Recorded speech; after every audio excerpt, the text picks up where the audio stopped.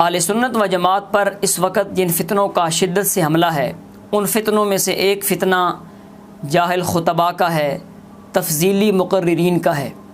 ان کی پوری کوشش ہوتی ہے کہ ہم حب علی و حب اہل بیت بیان کرنے میں یا تو اپنے بڑے بھائیوں رافضیوں کی کاپی کریں یا ان سے بھی 2 قدم آگے بڑھ جائیں، اور یہ میں کوئی خود سے نہیں کہہ رہا، نیٹ پر اس کی مثالیں موجود ہیں۔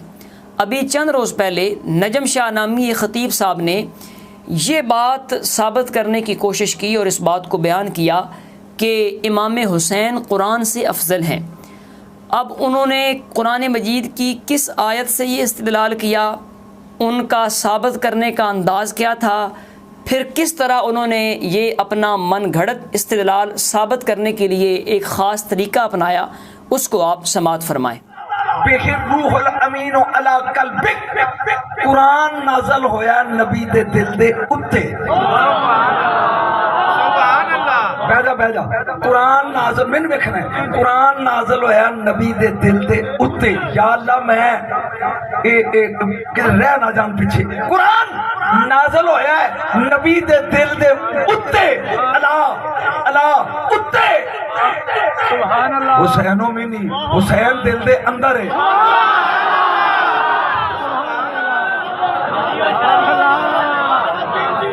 قرآن اتے حسین وچ، اور جدے کوٹھے دا مقابلہ قرآن نہیں کر سکتا، ملا تو کرے گا۔ تو آپ نے سنا کہ یہ آیت پڑھ رہے ہیں علی قلبک، یعنی قرآن اوپر نازل ہوا ہے اور حسین حضور دے وچ ہے۔ یعنی اس بندہ خدا کو یہ بات نہیں سمجھ آئی کہ قلب مبارک حضور علیہ الصلوۃ والسلام کا کوئی آپ کے جسم مبارک سے باہر تو نہیں، معاذ اللہ، کیا ان خطیب صاحب کا دل ان کے جسم کے اوپر ہے؟ یعنی یہ انداز انہوں نے اپنایا کہ جس طرح دل اوپر ہے اور حسن و حسین کا تعلق اندر ہے، وہ بندہ خدا جہاں پر حضور علیہ الصلوۃ والسلام کا قلب مبارک ہے وہ حضور علیہ الصلوۃ والسلام کا سینہ ہے، سینے کے اندر بندے کا دل ہوتا ہے۔ اور جو حضور علیہ الصلوۃ والسلام نے یہ فرمایا کہ علی جو منی وانا من ہو، یا حسن و حسین رضی اللہ عنہما کے متعلق یہ ارشاد فرمایا، تو اس سے مراد کمال محبت ہے، کمال شفقت ہے۔ دوسرے نمبر پر ان خطیب صاحب نے جو تفسیر کی ہے یہ ان کی من گھڑت تفسیر ہے، نہ کسی صحابی سے یہ منقول ہے، نہ کسی یہ تابعی نے کہا ہے، اور نہ ائمہ مفسرین میں سے کسی نے اس تفسیر کو بیان کیا، یہ ان کی ذاتی اختراع ہے۔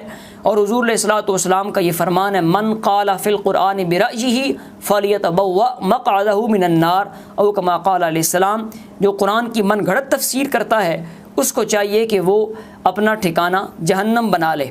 اب اس تمہیدی گفتگو کے بعد جو بات سمجھنے لائق ہے وہ یہ ہے کہ یہ تو امام حسین اور قرآن کا آپس میں مقابلہ و موازنہ کر کے امام حسین کو قرآن سے افضل اور اعلیٰ ثابت کرنے کی کوشش کر رہے ہیں، جبکہ محققین نے اس مقام پر بحث کی ہے کہ آیا قرآن افضل ہے یا صاحب قرآن حضور علیہ الصلوۃ والسلام افضل ہیں۔ تو وہ بحث کتابوں میں موجود ہے، میں اس کا خلاصہ آپ کے سامنے پیش کرتا ہوں کہ اعلیٰ حضرت علیہ رحمہ نے اس بات کو بیان فرمایا کہ قرآن مجید کی 2 جہتیں ہیں۔ ایک ہے اس کی جہت کلام ازلی ہونے کی، جو رب ذوالجلال نے اپنی شان کے مطابق کلام فرمایا، بالیقین وہ قرآن غیر مخلوق ہے، وہ قدیم ہے، وہ اللہ تبارک و تعالیٰ کی صفت ہے، اور وہ کلام ازلی یقیناً حضور علیہ الصلوۃ والسلام کی ذات سے افضل ہے۔ اور اگر قرآن سے مراد لیا جائے حروف، نقوش، وہ حروف جو سیاہی کے ساتھ اوراق پہ لکھے جاتے ہیں، تو اس سے بالیقین حضور علیہ الصلوۃ والسلام افضل ہیں۔ یہ بات الفقہ الاکبر کے اندر موجود ہے قرآن مجید کے غیر مخلوق ہونے کی۔ صفحہ نمبر 42 پر امام اعظم علیہ رحمہ فرماتے ہیں والقرآن غیر مخلوق، قرآن غیر مخلوق ہے۔ اور نیچے شرح میں ملا علی قاری علیہ رحمہ نے اس کی وضاحت فرمائی کہ وہ قدیم بالذات ہے اور رب ذوالجلال کی صفت ہے۔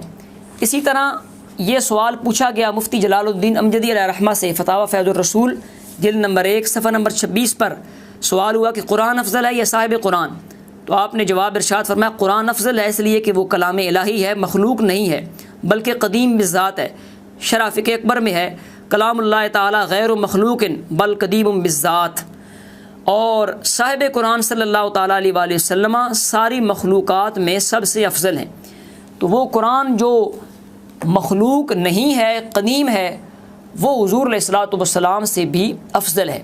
اسی طرح یہ سوال پوچھا گیا فتاوی شارح بخاری جلد نمبر 1 صفحہ نمبر 275 پر، سوال ہوا کہ کیا حضور علیہ الصلوۃ والسلام قرآن پاک سے افضل ہیں؟ اب سوال یہ ہو رہا ہے اور اس پر جو محققین ہیں مفتیان کرام ہیں وہ بحث فرما رہے ہیں، اور خطیب صاحب کوشش کر رہے ہیں کہ امام حسین کو قرآن سے بڑھایا جائے، اور استدلال جو پیش کر رہے ہیں وہ ان کا ذاتی اختراعی ہے، ان کی نفسانی خواہشات پر مبنی وہ تفسیر مشتمل ہے۔ اب انہوں نے وہی عبارت نقل کی جو اعلیٰ حضرت علیہ رحمہ کی عبارت جد الممتار سے وہ عبارت نقل کرتے ہیں، فإن القرآن ان اريد به مصحف عن القرطاس والمداد فلا شك انه حادث وكل حادث مخلوق وكل مخلوق فالنبي صلی اللہ تعالی علیہ وسلم افضل منه۔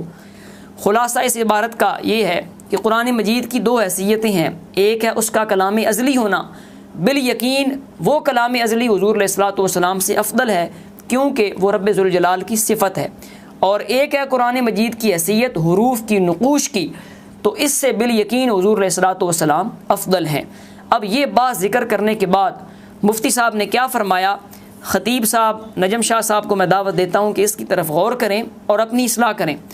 مفتی صاحب فرماتے ہیں اس لیے یہ کہنا کہ قرآن سے حضور اقدس صلی اللہ تعالیٰ علیہ وآلہ وسلم افضل ہیں ایک اعتبار سے کفر ہے، جبکہ قائل کی نیت قرآن سے قرآن کا حقیقی معنی ہو، یعنی اللہ کا کلام جو اس کی صفت ہے، اور قرآن سے اس کا عرفی معنی مراد ہو، یعنی مصحف اور کتاب، تو درست ہے۔ بہرحال ایسے کلام سے بچنا ضروری ہے جس کا ایک معنی کفر ہو اور جس سے عوام میں انتشار پیدا ہو، واللہ تعالی عالم۔ تو یہ محققین کی تحقیق ہے، اتنی احتیاط کرتے ہیں علماء فضائل مصطفیٰ صلی اللہ تعالیٰ علیہ وآلہ وسلم بیان کرنے میں، اور پھر خطیب صاحب نے جن باتوں سے استدلال کیا، جن احادیث کو اپنا مطمع نظر بنایا، کیا وہ احادیث ان کو صرف اہل بیت اطہار کی شان میں نظر آتی ہیں؟ کیوں تفضیلی حضرات اپنی آنکھوں میں پٹی باندھ لیتے ہیں؟ کیا قبیلہ اشعری کے متعلق بخاری و مسلم شریف میں متفق علیہ یہ حدیث شریف نہیں ہے؟ حضور علیہ الصلوۃ والسلام نے فرمایا الاشعریون منی وانا منہم۔ اب بتائیے حضرت حسین رضی اللہ عنہ کی اس میں کیا تخصیص رہ گئی؟ پھر کوئی کل یہ کہنا شروع کر دے کہ قبیلہ اشعری پورا یہ قرآن مجید سے افضل ہے۔ کیا یہی فرمان حضور علیہ الصلوۃ والسلام کا حضرت جلیبیب کے متعلق مسلم شریف میں نہیں ہے کہ جس وقت ان کی شہادت ہو گئی تو حضور علیہ الصلوۃ والسلام ان کے مبارک جسم کے پاس آئے اور آ کر فرمایا ھذا منی وانا منہ؟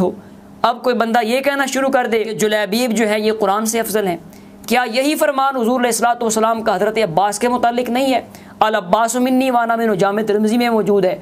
تو کیا تفضیلیوں کو یہ احادیث نظر نہیں آتی؟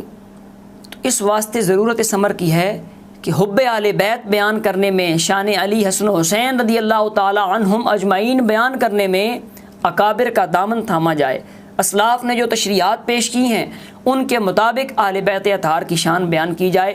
اللہ تبارک و تعالی ہمیں محبین مفرطین اور مبغضین غالین دونوں سے بچنے کی توفیق عطا فرمائے اور صراط مستقیم پر قائم رہنے کی توفیق عطا فرمائے۔